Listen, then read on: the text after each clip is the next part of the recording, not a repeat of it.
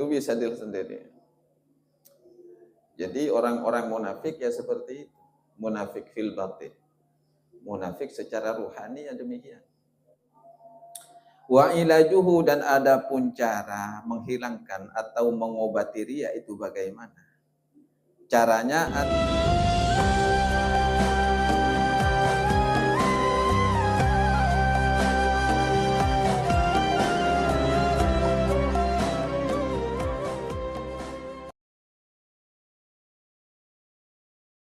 إلى حضرة النبي المصطفى محمد صلى الله عليه وسلم صحبه وأزواجه وذريته وقرابته وصحبه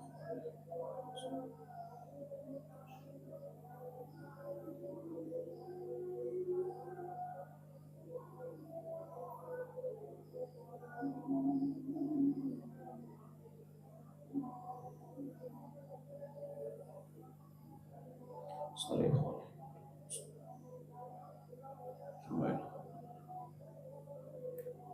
ولحضرة الشيخ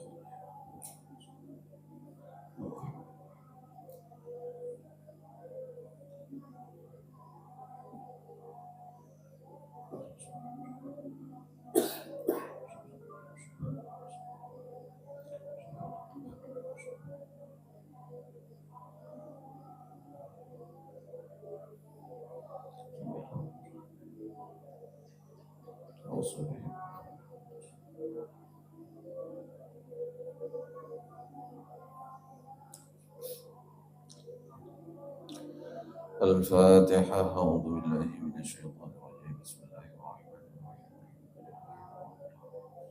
الرحمن الرحيم مالك يوم الدين. إياك نعبد وإياك نستعين. اهدنا الصراط المستقيم صراط الذين أنعمت عليهم.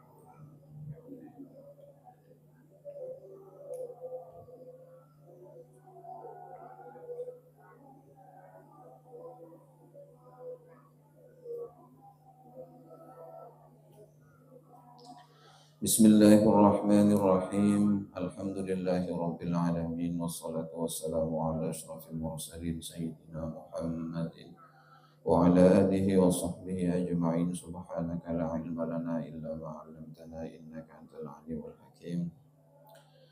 رب اشرح لي صدري ويسر لي أمري واحلل عقدة من لساني يفقهوا قولي. قال المصنف رحمه الله تعالى ونفعنا به وبعلومه وأمدنا بأسراره وخصوصيته في الدارين آمين. بسم الله الرحمن الرحيم. واعلم أن الرياء يتولد من تعظيم الخلق.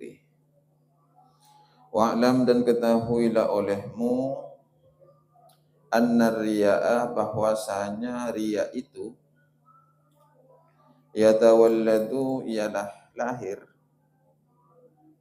muncul apa riya, min ta'zimil khalqi, karena sebab mengagungkan kepada makhluk. Riya itu muncul karena seseorang seringkali mengagungkan makhluk. Jadi sehingga karena setiap amalannya itu lebur nyare pangalemah makhluk, maka riya itu menjadi muncul. Alako ibadah teroya lemah manusia, teronya riya pujian dari manusia, maka akhirnya sifat-sifat riya pamer itu muncul di dalam hati. Bukan karena mengagungkan makhluk itu sebagai bentuk ta'zim, penghormatan kepada makhluk, bukan. Tapi karena merasa dirinya dalam setiap amalannya akan mendapatkan nilai-nilai pujian dari sesama makhluk. Maka akhirnya rasa pamer itu muncul di dalam hati. Riya itu tempatnya di dalam hati. Riya itu tidak bisa dinilai oleh orang lain sebagaimana ikhlas. Riya ini adalah lawan kata dari ikhlas. Kalau ikhlas di dalam hati, juga riya di dalam hati.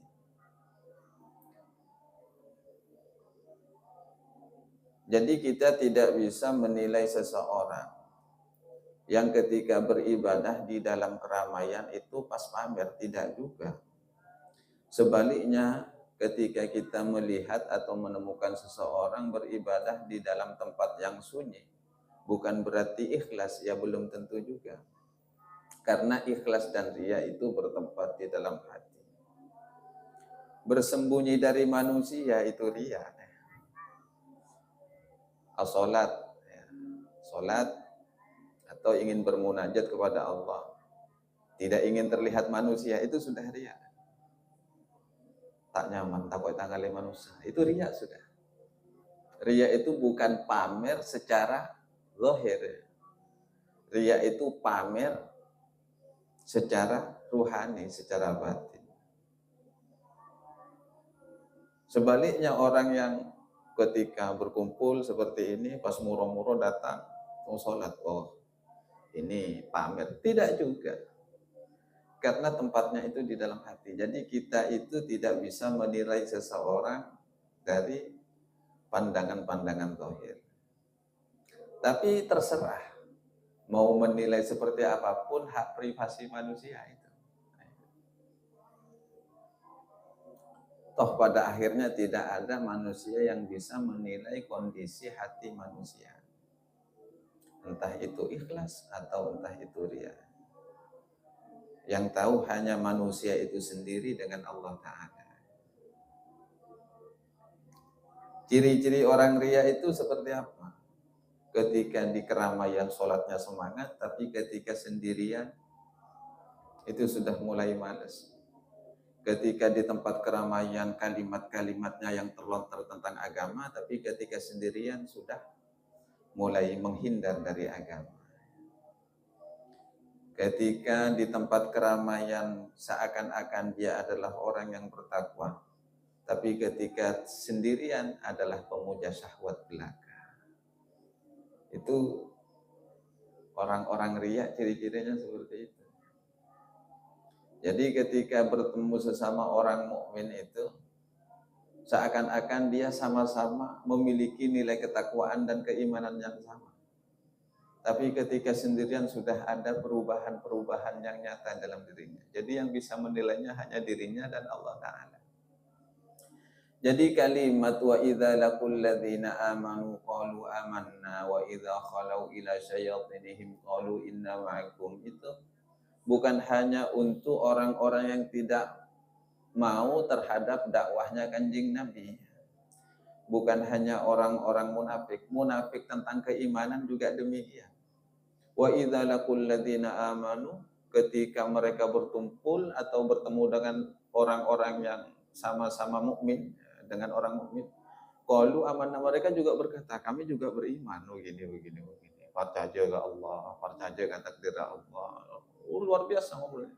Tapi wa idza khalau ila syayatinihim, lalu ketika mereka khalau, berbalik kepada setan-setan mereka, qalu inna ma'akum, ya, mereka juga mengatakan tidak gua dengan setan.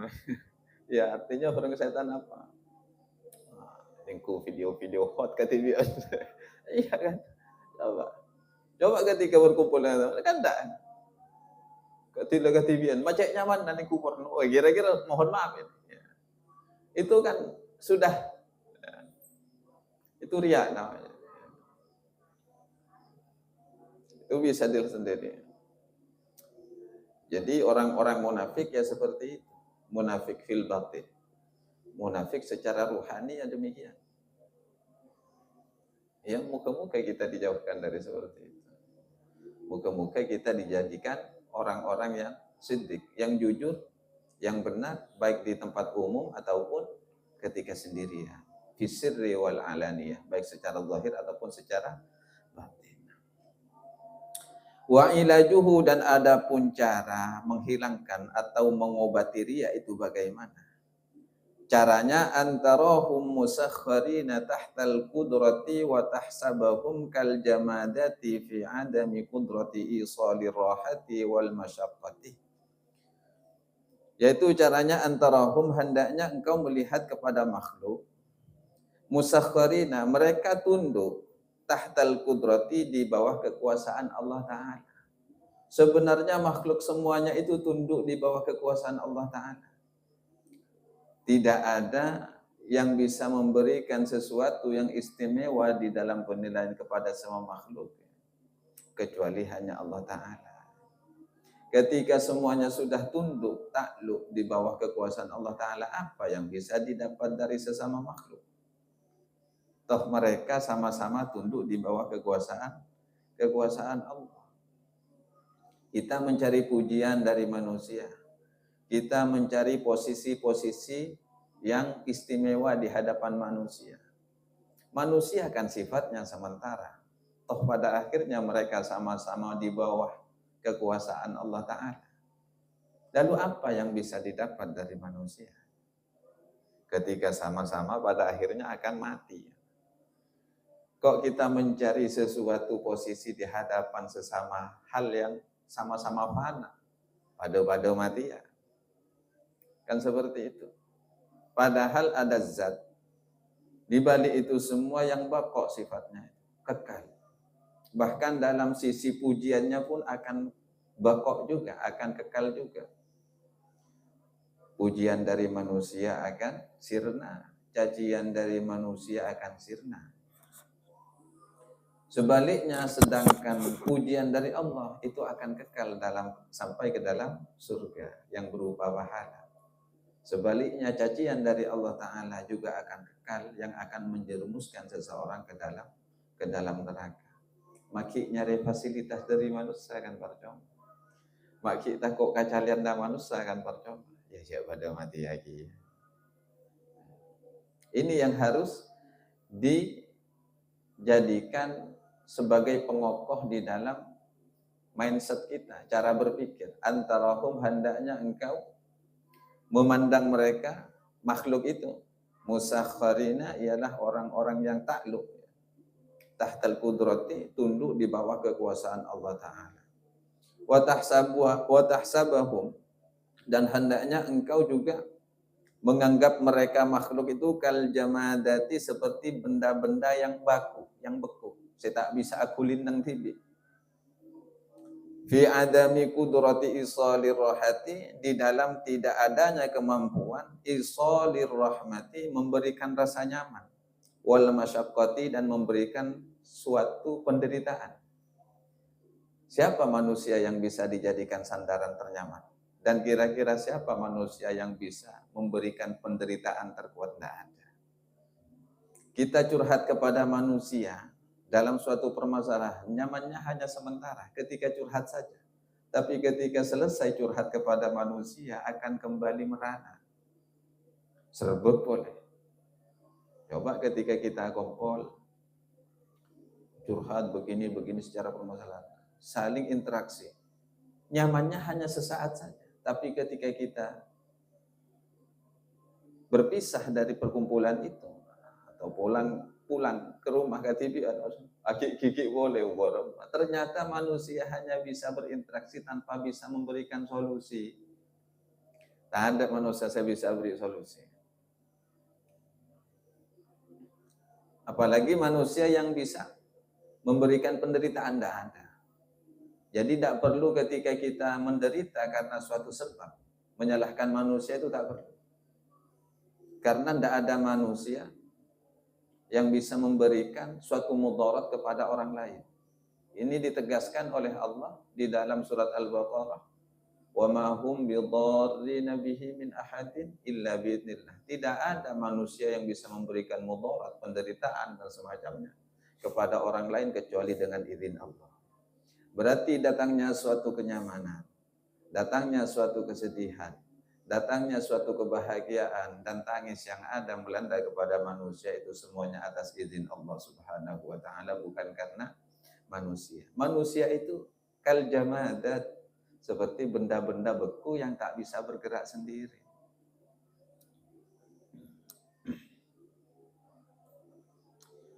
Litakhlusa min mura'atihim, agar kenapa kok harus berpikir, memiliki mindset yang seperti ini, memiliki arah pikiran seperti ini. Litakhlusa, agar engkau berlepas, agar selamat min mura'atihim, dari pamer-pamer kepada mereka.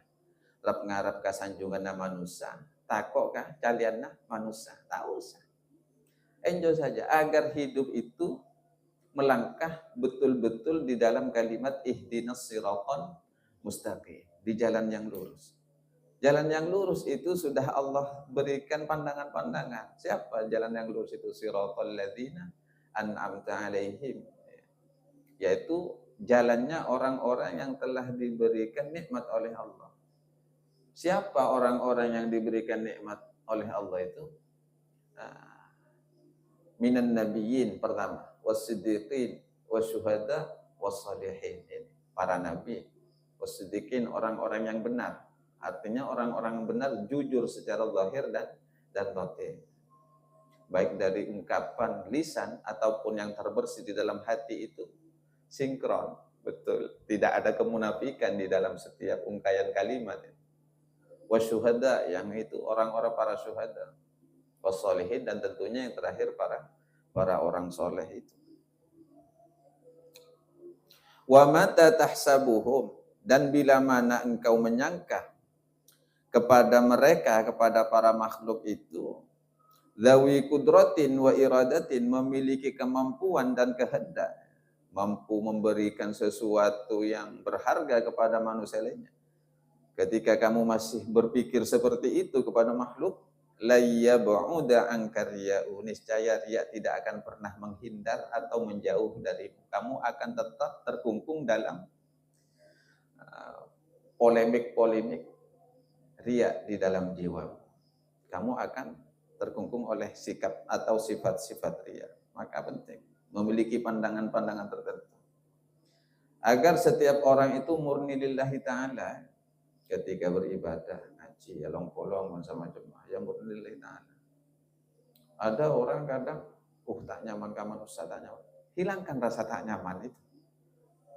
Itu tak nyaman, apalagi nilainya ta'abbudi, langsung penghambaan kepada Allah. Makanya penting selain memahami rukun Islam yang kelima, setelah itu memahami rukun iman yang 6 itu, rukun Islam yang 5. Itu harus betul-betul dikaji. Itu undang-undang syariat. Setelah itu masuk kepada sesuatu yang inti, yang bersifatnya rohani, rukun iman yang 6 itu. Antu'mina billahi wa malaikatihi wa kutubihi wa rusulihi wal yawmil akhiri wa bil qadri khairihi wa syarrihi minallahi ta'ala. Terus harus disematkan lagi. Setelah berhasil mencapai rukun iman, harus ada masuk di dalam jiwa itu yang namanya ihsan. Apa ihsan itu? Anta'budallaha ka'annaka tarahu fa illam takun tarahu fa innahu yaraka. Anta'budallaha, yaitu ihsan itu adalah engkau beribadah kepada Allah ka'annaka tarahu, seolah-olah engkau bisa melihat Allah, seolah-olah. Fa illam takun tarahu, namun jika nyatanya kamu tidak bisa melihat Allah, fa innahu yaraka, maka yakinilah bahwa sesungguhnya Allah pasti melihat kamu. Suatu kepastian itu. Kita kan melihat Allah tak mungkin, tapi Allah pasti melihat kita. Itu adalah intisari dalam perjalanan dunia spiritual itu. Dalam dunia thariqah juga demikian, dunia tasawuf demikian. Ini muraqabah namanya sudah. Apa itu muraqabah? Muraqabah itu di dalam setiap aspek kulin nang abadi ini kan seolah-olah terus dipantau oleh Allah Ta'ala. Dilihat oleh. Kan sudah pasti. Innallaha khabirum bima ta'malun, itu bentuk fakta dalil. Innallaha khabirum bima ta'malun. Allah itu maha mengetahui terhadap sesuatu apapun yang kamu lakukan. Innallaha basirum bil ibad, Allah maha melihat terhadap hamba-hambanya. Itu intisari. Dalilnya muraqabah. Kalau sudah dalam setiap kulinan pas aroma sayolati bi Allah, ini sudah mencapai hakikat, sudah kehidupan seperti itu. Arasan anak orang, walaupun orang tak tahu, tapi kan Allah melihat. Lah nyala agak orang, walaupun orang tak tahu. Atau ketika bersikap dolim, berbuat dolim kepada orang lain, walaupun orang itu tak berani membalas kepada kita, tapi kan Allah memiliki uqubah, siksaan. Allah bisa membalas kepada siapapun yang berbuat dolim. Jadi lebih mawas diri ketika setiap harinya itu muraqabah. Setiap saat muraqabah. Itu ya Allah. Sampai ketika katibian, ketika katibian ning gua porno. Aduh ya Latif, ya Allah, burung gagal. Ini pengukuh keimanan itu muraqabah.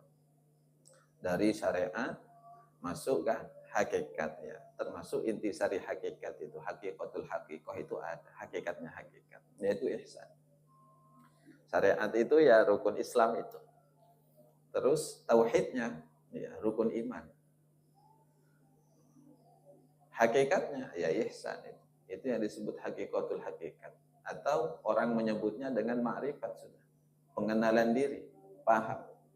Makanya ketika orang betul-betul sampai kepada makom-makom tersebut itu disebut dengan al-arif billah.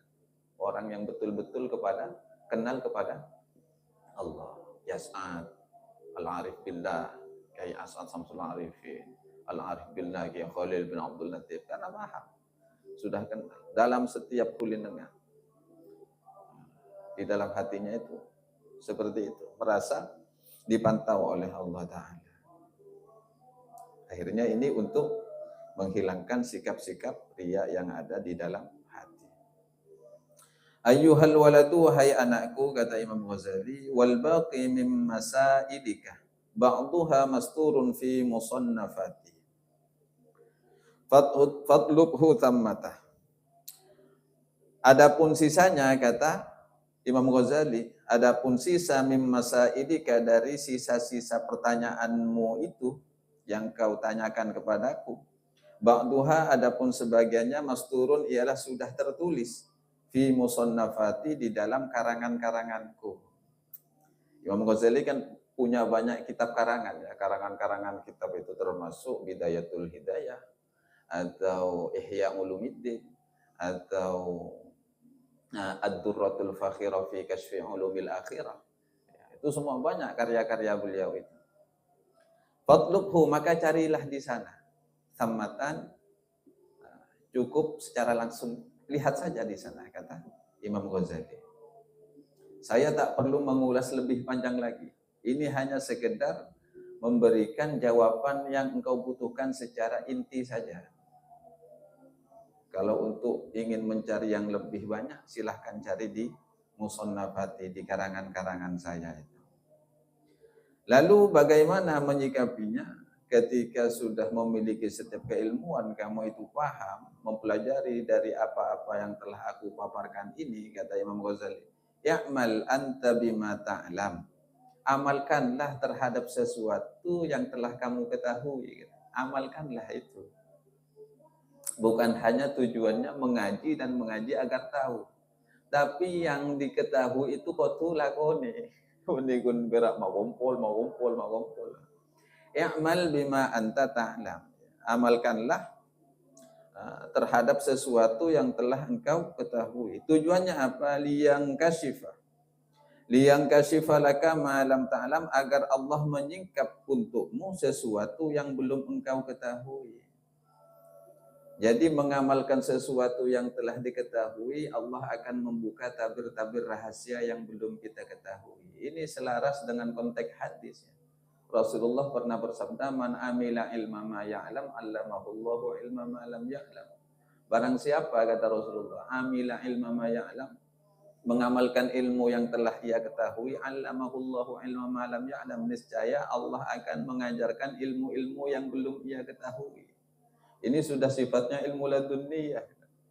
Atau setidaknya Allah memberikan sir-sir, rahasia-rahasia terhadap apa yang ia lakukan. Contohnya ketika ada orang hafal Quran terus, dibaca saja, amalkan saja. Karena tuntutannya Allah itu untuk Al-Quran, faqra, Iqra bismi rabbikal ladzi khalaq. Baca saja Al-Quran itu. Tidak perlu terlalu ambisi atau bersusah payah untuk mempelajari apa rahasia dari Al-Quran ini. Pada akhirnya Allah yang akan memberikan rahasia-rahasia itu terhadap orang-orang yang istiqomah membaca Al-Quran. Ini juga nyata di dalam surat Al-Qiyamah. Ketika Allah berfirman kepada Rasulullah, karena Rasulullah ingin sekali waktu itu Al-Quran secara sekaligus diturunkan kepada Rasulullah.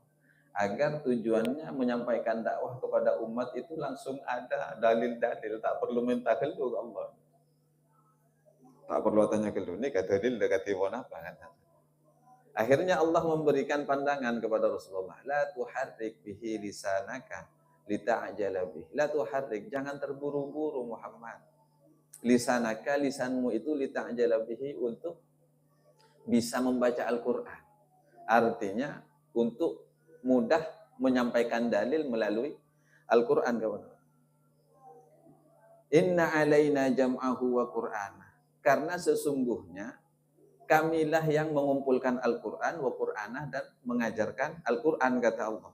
Kok kan saya ngajari? Kan jak nang kok jira. Nik sakohon nik kelu jak ruka puro. Ini menjadi bisa menjadi metode-metode proses untuk para penghafal Al-Quran.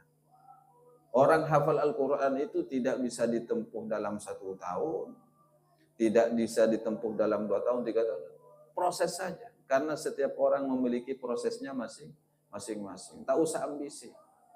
Kalau ketika kita itu berkiblat kepada Rasulullah, hafal Al-Quran Rasulullah, artinya dituruni Al-Quran ketika Rasulullah usia 40.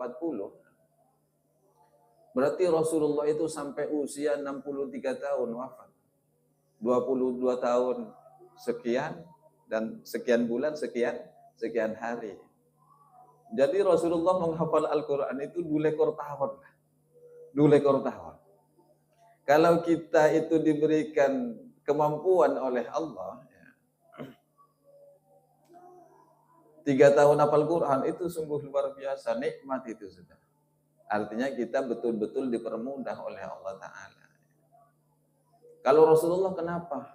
Kok harus 22 tahun? Karena misinya banyak. Kalau misinya kita kan cuma hafal Quran. Ngapa lagi Quran malah, namun Rasulullah kan sampai esse-esse. Jadi Al-Quran itu memang menjadi suatu kemudahan dari Allah itu untuk seluruh umat Kanjeng Nabi. Ini juga ditegaskan di dalam Al-Quran itu, di surat Al-Qamar itu. Walaqad yassarnal Qur'an lidzikri fahal mim mudzakir. Kami sudah memudahkan Al-Quran semudah-mudahnya lidzikri, untuk orang-orang yang mau berzikir. Fahal mim mudzakir, apakah ada orang-orang dari mereka itu mau mengambil pelajaran atau mau mengamalkan Al-Quran atau mau menghafal Al-Quran. Nanti Al-Quran gampang, walaupun bahasanya bahasa Arab, tapi orang Indonesia luar biasa. Rata-rata orang Indonesia hafal Al-Quran. Padahal langgamnya saja beda. Orang Madura saya tak tahu nyator Arab itu hafal Quran, padahal bahasanya. Karena beda bahasa kok nyantol di pikiran. Itu bukan berarti orang itu mampu, tapi dimudahkan oleh Allah Ta'ala. Coba gampang. Cok nyator Arab tak bisa, pas murah-murah hafal Quran. Termasuk tadi ketika Rasulullah sudah terburu-buru demikian, inna alaina jam'ahu wa qur'ana. Aku yang mengumpulkan Al-Quran dan membacakan atau mengajarkan Al-Quran. Fa idza qara'nahu fattabi' qur'ana. Apabila aku sudah membaca kepadamu Muhammad, fattabi' qur'ana, ikuti saja bacanya. Terus enggak usah aneh-aneh. Enggak usah terlalu banyak tanya dulu. Ikuti saja apa yang menjadi didikan guru itu. Ini penting. Etika berguru juga. Tak usah kapura tanya nih karena katipun apa, tak usah. Ketika guru itu mendidik bacaan, ikuti saja bacaannya dulu. Tak usah takir nih karena bismillah katipun apa, termasuk rahasia bismillah, abba na bodai kam masin na bodai kam mana, tak usah kalau. Kenika bodai kenangan nabang saya bondekian. Sir itu Allah yang akan memberikan dan menyematkan ke dalam jiwa setiap hamba yang sudah istiqomah mengamalkan apa yang ia ketahui. Kalimat bismillah boleh sana biki, tak usah tak kena. Mungkin guru ngajari bismillahirrahmanirrahim, fattabi' Qur'an, ikuti saja bacanya. Nah pada akhirnya ketika sudah memahami itu dan diamalkan semaksimal mungkin, inna alaina bayanah, kata Allah di surat Al-Qiyamah. Tsumma inna alaina bayanah, kemudian aku yang akan menjelaskan rahasia-rahasianya kepada. Lupa pasanan usul ilallah. Duka. Oh kenal ke Allah pasanan melalui firman-firmannya Allah Ta'ala. Jalan na cek pasanan. Tepat. Mun kafuru atanya. Mereka repot. Memang ketika tidak paham tentang sesuatu, itu dianjurkan untuk bertanya. Fas'alu ahla dzikri kan iya kan? Fas'alu ahla dzikri, bertanyalah kamu kepada ahlinya. In kuntum la ta'lamun, jika kalian itu tidak mengetahui. Katanya ilmu ini kakatipun apa, Tapi ketika urusan ruhani, yang mana rahasia itu tidak bisa dilontarkan oleh lisan, hanya bisa dicapai oleh indera perasaan, kan kata Imam Ghazali sebelumnya. Conya tanya, lakoni rasa akiti bi wasenan dekian hasilnya. Nasi bubuk nyaman apa enggak? Coba teer kelu nasi bubuk. Coba nasi pote teer. Rasana beremah. Tak bisa pas murah-murah ni kau teer nasi bubuk. Berasana katibon apa? Kan tak bisa orang yang langsung katanya rasa ni kan. Ni kau bodoh teeran. Coba teer kelu. Pas murah-murah kita teer berdekat ni kan pas katanya rasa orang ni. Kita yaman lagi kan ada ilmu nawa. Rasana katibon apa? Kadang guru ni kata boleh rasa, tak ngucap nyaman, tak ngucap baik. Paling saya bagi guru itu yang dirasakan dulu coba, cicipi dulu sudah. Gimana rasanya? Puru kenika kan ayat tepat kabungkan rasa. Jo orang odi ni kan samangken. Mak kaburu duka ke pangeran, buka buru duka ke Kanjeng Nabi ni kecek tak pernah mencicipi solawat belekat. Niko baca solawat tibil kulub. Hasiatan apa? Tak usah tanya hasiat. Solawat nariyah. Solawat nuriyah. Hasiatan. Tak usah tanya hasiat. Deergelu solawat nika buru rasana evangki. Ketika rasa itu terasa nikmat, maka otomatis manfaat-manfaat untuk rohani kita, untuk jasad kita itu akan terasa. Kita rasa berdekat, kita ijajah berdekat lah tanya rasa kada. Tetimun pun dapat ke rasana, semisem ngura, tak kira udah mungkin, gak kira pun kira. Coba pas balik tanya ketika ketemu dengan seseorang yang sudah sampai kepada rasa itu sendiri. Rasana bareng Kanjeng Nabi beremah. Dia akan terdiam. Karena lisan tak mampu mengungkapkan sudah. Baru merasana sholawat pas apolong di Kanjeng Nabi. Tak duka. Karena lisan itu hanya formalitas dohir yang tak akan mampu menjadi perwakilan dari kalimat-kalimat rasa. Mewakili saja, sementara saja nggak kerana. Mana apolong di Kanjeng Nabi kau besar nak beremah korang. Maka namun pun orang yang andi rasa depak kakan ni. Kilim posanya tu rapor. Tidak tahu saya catur pun. Besar. Kan malah tak kocak impoten yang di Imam Ghazali. Orang impoten atanya nikmatnya bersenggam akan lucu ya Imam Ghazali bilang. Jadi penting kita itu dianjurkan untuk istiqomah. Mengamalkan apa yang telah kita ketahui agar mencapai rasa-rasa dan rahasia-rahasia yang belum kita ketahui. Ayyuhal waladu, wahai anakku, ba'dal yaumi, setelah hari ini, la tas'alani ma uskila alaika.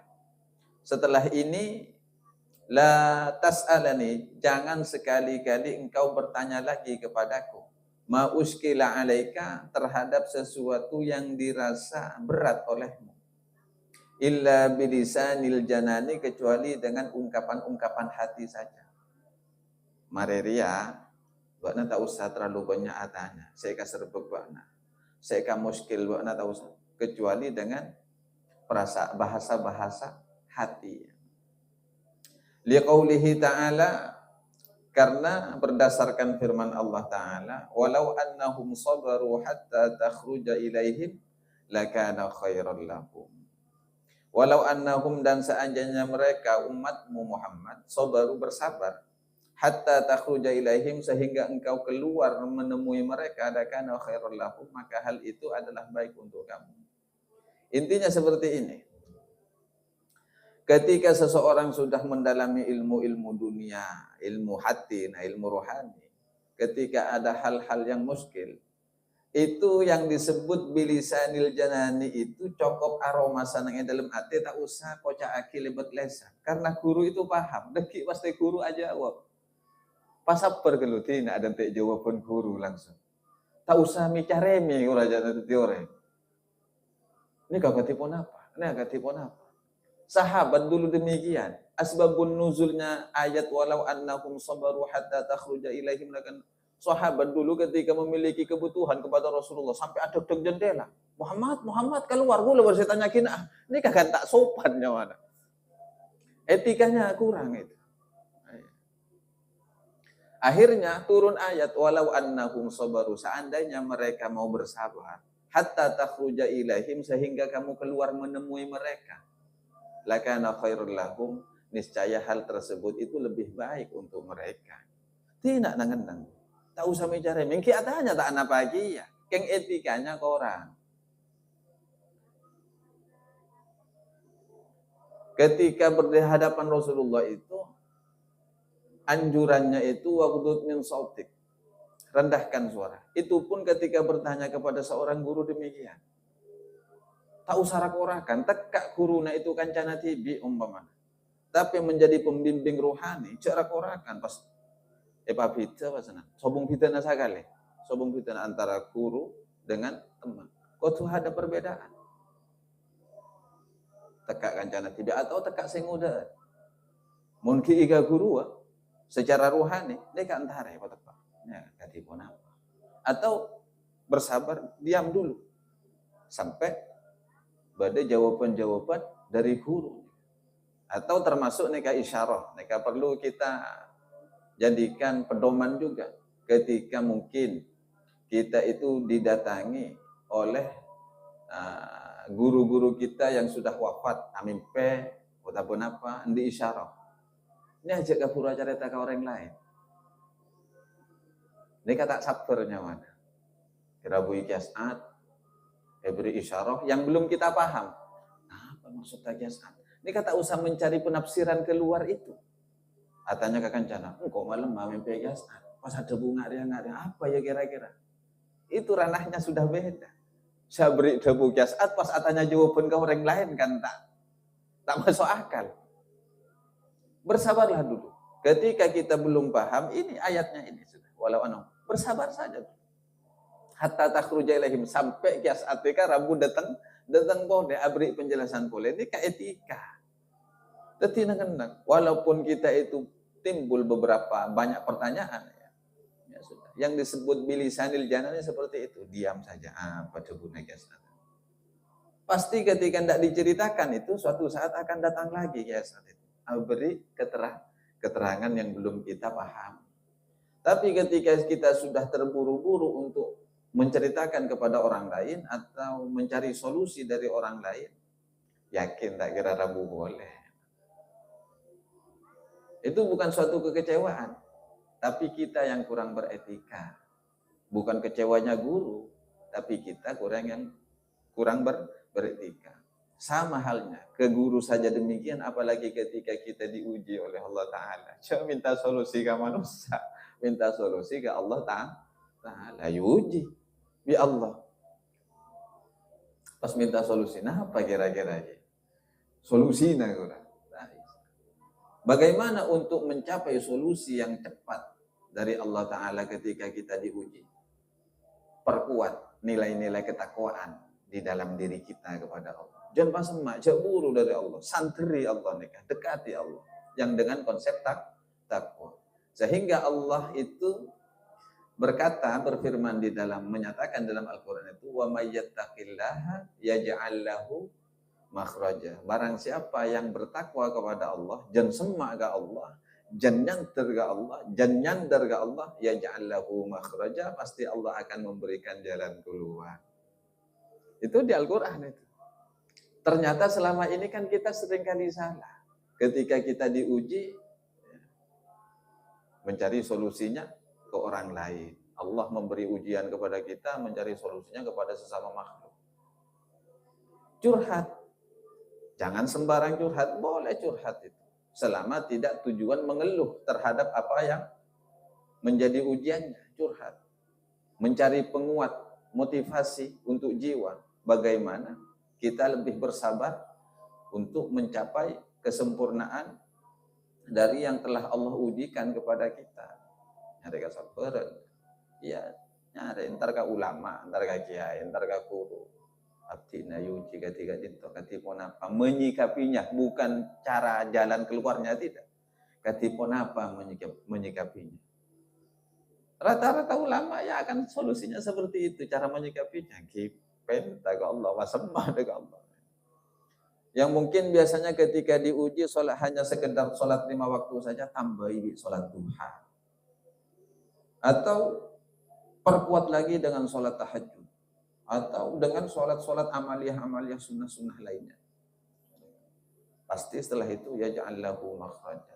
Selain Allah memberikan solusi jalan keluar yang pasti itu indah, tentunya Allah akan mengangkat derajat kita sebagai hamba yang taat dan soleh. Pasti. Coba menebrik solusi manusia. Nilai takarrubnya tidak ada. Nilai kedekatan hamba kepada Allah tidak ada. Mungkin semak sesama makhluk ini kamera. Akhirnya terkecoh di sana. Yang sepintas dikiranya itu adalah solusi, ternyata jebakan-jebakan yang kedua, yang makin membuat rumit setiap masalah-masalah yang ada. Nah ini, seperti kalimat kan sudah jelas. Wasta'inu bis-sabri was-shalah. Jadikanlah pertolonganmu bis-sabri dengan cara bersabar, was-shalah dan ibadah, sholat. Ketika Rasulullah itu diuji oleh Allah. Rasulullah itu paling diuji. Bukan aman Rasulullah. Orang semakin dekat dengan Allah itu semakin dahsyat ujiannya. Ya samalah seperti apa yang menjadi seringkali kita jadikan ungkapan-ungkapan setiap hari. Semakin tinggi pohon akan semakin kencang anginnya. Semakin tinggi derajat di sisi Allah, semakin kuat ujiannya. Ini kata Rasulullah di dalam satu hadisnya, dalam satu sabdanya kan, asyaddul bala indallah al-anbiya summal awliya summal amsal. Paling dahsyatnya ujian indan nas, yang dialami oleh manusia. Yang pertama oleh al-anbiya, nabi. Dahsyat berat ujiannya nabi. Benerak-berak. Memang mun adu langsung mustajab, tapi ujiannya berat ya. Al-anbiya. Yang terberat kedua adalah al-auliya, wali. Yang ketiga, yang terberat juga al-amsal, orang-orang yang menapaki jalan-jalan kewalian. Mun pun aung ke ngake teu wali, yuji ya Allah. Mun pas kecewa, burung-burung tak teu wali, berarti tak cocok teu wali. Nah, boleh takuan ka coba, tak teu wali. Karena wali itu dari segala dimensi alam itu akan dibuka, disingkap hijabnya itu. Ketemu ka tintotin, ketemu ka pocong, mun tak siap mental, tak cocok ke wali. Wali ini kan adalah manusia-manusia yang mentalnya sudah siap. Ketemu ka jin, gondoruo, itu sudah biasa wali. Seperti itu. Karena para aulia ini makomnya sudah alam jabarut. Alam itu di dunia ini kan ada 4. Ada alam nasut, alam malakut, alam jabarut, dan alam lahut. Ini pembahasan male tak kerja. Siapa tahu kan ketika Allah berkehendak di antara kita ini diangkat jadi wali, male tak kerja tuh. King pun gula enten tak terus dia wali. Mental tak siap ya. Mun pas ketemu ka pocong malolo. Tapi mun pun Allah kasukan king ngereng kan. Mun terus nang hintan tak terus. King mun Allah kasukan ngereng. Alam nasut itu alam manusia, alam kita. Ya seperti interaksinya. Kita melihat manusia sesama manusia. Alam malakut itu diisi oleh para malaikat dan jin. Alam malakut. Alam jabarut ini orang-orang yang di atas mereka di atasnya jin. Artinya orang-orang yang memiliki kedekatan khusus dengan Allah Ta'ala, Jabarut itu. Makanya ketika orang-orang soleh sudah menduduki alam Jabarut itu, malaikat orang jin tunduk, takluk. Malaikatnya kan norok, jin kita takluk dia. Makanya jangan heran ketika Sayyidina Umar dulu memimpin khalifah. Sayyidina Umar ni kan wali na wali, bukan berak wali. Karena ngajina langsung ke Rasulullah, Sayyidina Umar. Di Mesir itu sungai Nil asat lambang. Dan untuk menyikapi itu, dulu orang Mesir itu harus ada tumbal. Mengorbankan perawan atau anak kecil. Dulu, itu sudah ada tumbal-tumbal seperti itu. Lepar kan? Mesir. Karena ada penunggunya, kata Sayyidina Umar itu. Itu sahih mereka, sejarah. Akhirnya suatu ketika di masa kekhalifahan Sayyidina Umar, sungai Nil berulah lagi kira-kira. Kalau tidak dikasih tumbal, meluap banjir atau kering. Ya, seperti itu. Akhirnya ditulis surat oleh Sayyidina Umar. Ini santrinya Rasulullah ya, bukan Rasulullahnya ya. Hanya sekedar santri Rasulullah. Suruh buang ke sungai Nil. Takut penjaga Nil itu. Jin-jin takut boleh surat dari Sayyidina Umar itu. Termasuk Sayyidina Umar itu kan berjuluk Umar Al-Faruq. Ditakuti oleh setan. Kalau Sayyidina Umar lewat sini, setan itu nyirang. Takut saya ketemu. Takut tampeleng kepada Sayyidina Umar. Makanya ini oleh ulama-ulama dijadikan suatu senjata. Ketika suatu tempat itu angker, ditulisi Umar Al-Faruq. Takut. Kenya mana hui takut setan itu. Kan berarti pamornya luar biasa. Ya benih nuragan nih kan. Karena kingkarat tuna dekat Allah Ta'ala. Artinya apa? Ketika setiap orang sudah diangkat derajatnya oleh Allah, menduduki alam jabarutnya, termasuk alam malakut dan alam nasut, itu tunduk kepada orang tersebut. Apalagi setiap orang yang memiliki kerinduan dahsyat kepada Allah, setiap makhluk yang lain akan ikut rindu kepadanya. Sebagaimana sebuah ungkapan, man istaqa ilallah istaqa ilaihi kullu syai'. Barang siapa yang memiliki rasa rindu yang kuat kepada Allah, maka seluruh makhluk akan rindu kepada orang tersebut. Kerong, maka coba-coba engkau mak terong atau mau karuai. Kau ulama maksudnya pun ni aneh. Mencita ini kan kerongnya tak ada. Kerong. Kenapa setiap ulama digandrungi para umat? Karena memiliki nilai-nilai mahabbah yang khusus dari Allah Subhanahu wa Ta'ala. Karena bermuara dari pancaran hatinya yang memiliki kerinduan yang dahsyat kepada Allah Subhanahu wa Ta'ala. Sehingga kata Imam Ghazali, waqbal nasihata, dan juga terimalah nasihat Al-Khadir alaihi salam hina qala, akan nasihatnya Nabi Khidir alaihi salam hina qala, ketika Nabi Khidir berkata kepada Nabi Musa, fala tas'alni an syai'in hatta uhditsa laka minhu dzikra. Jangan sekali-kali kamu bertanya kepada saya hatta uhditsa, sampai saya sendiri yang menjelaskan kepadamu dzikra, dengan keterangan-keterangan apa yang tidak kamu pahami. Kan ini kan ungkapan Nabi Khidir kepada Nabi Musa. Ketika Nabi Musa ipapun akuru ke Nabi Khidir. Nabi Musa tanya sama Allah, "Boh, mai rosak, boh, mai batee, boh, mur bangun-bangunan ya." Nabi Khidir sudah beberapa kali itu mengatakan itu di sebelumnya di juz 16 surat Kahfi. Fala tas'alni an syai'in hatta uhditsa laka minhu dzikra. Jangan terburu-buru bertanya kepada saya kecuali sampai saya sendiri yang menjelaskannya kepadamu. Tak paham, sudah diam saja dulu. Ini etika tasawuf. Etika rohani. Mun tak paham fikih, dia tanya malah tak salbut mbak.